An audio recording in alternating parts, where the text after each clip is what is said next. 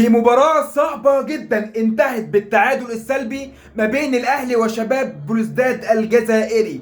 مباراة النادي الاهلي او جمهور الاهلي بيقول يا عم خلاص خلصت زي ما خلصت، ولكن نبص للي جاي. ولكن في مباراة زي كده اعتماد كلي للاعيبة الاهلي او لتيم الاهلي عموما على الكاونتر اتاك. انت شايف فريق شباب بلوزداد فريق منظم بشكل كبير جدا، قادر ان هو يمسك ملعب وكوره بشكل قوي جدا في نص ملعبه، وبيقدر يطلع بشكل منظم بشكل كبير جدا على مرمى مصطفى شوبير، اللي بالمناسبه شابوه شابوه لمصطفى شوبير النهارده، اللي قدر يتالق في 3 4 فرص كانوا نقدر نقول يعني لو مفيش حارس عنده ثبات انفعالي وعنده ثقة في نفسه في أجواء صعبة زي كده، وجمهور شباب بلوزداد الجزائري اللي عامل ملحمة حرفيا في ملعب 5 جواليا، ولكن ما كانش هيقدر يتألق بالشكل ده. ولكن هو ده مصطفى شوبير اللي قلت لك قبل كده، مصطفى شوبير هيبقى قد ثقة جمهور الأهلي الفترة اللي جاية، وهيبقى بشكل كبير جدا مؤثر. وفعلا مصطفى شوبير مؤثر، ولكن في مباراة زي كده اعتماد الأهلي على الكاونتر أتاك،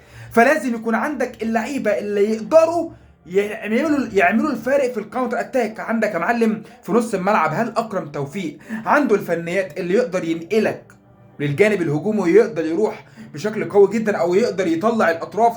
ولكن لما نيجي نبص على الاطراف هتلاقي طرف اليمين او الوينج اليمين، هتلاقي طاهر محمد طاهر اللي ما عندوش اصلا الحته دي 1 ضد 1 ويروح ويعدي مفيش، او السرعات اللي عند مودست مش هتلاقي عنده سرعات، يا دوب لسه الراجل بياخد فكره ان هو يضرب سبرنت ويروح. فده اللي كان معطل الاهلي في حته الكاونتر اتاك. فلو كان في مثلا كهربا، في رضا سليم، في قفشه في نص الملعب مكان ال3 لعيبه دول، كان الاهلي هيبقى شكله افضل بكتير من الشكل اللي كان متواجد عليه. ولكن كمان من الحاجه السلبيه اللي كانت ظاهره في مباراه زي كده، هتلاقي دفاع النادي الاهلي منعم وياسر، كان في بعض اللي قلق شويه عند ياسر ابراهيم وعند محمد هاني. النهارده مفيش اوفر حرفيا لمحمد هاني، النهارده اداؤه سيء جدا. ولكن بالنسبه للدفاع الاهلي يقطع الكوره، مفيش نص ملعب يمسك الكوره تتقطع ايه الاهلي يقطع الكوره، مفيش كام ثانيه تلاقي لعيب الشباب بلوزداد مسكت الكوره تاني وبيلعبوا. ودي برضو كانت حاجه سلبيه ظاهره، ولكن في النهايه تعادل سلبي.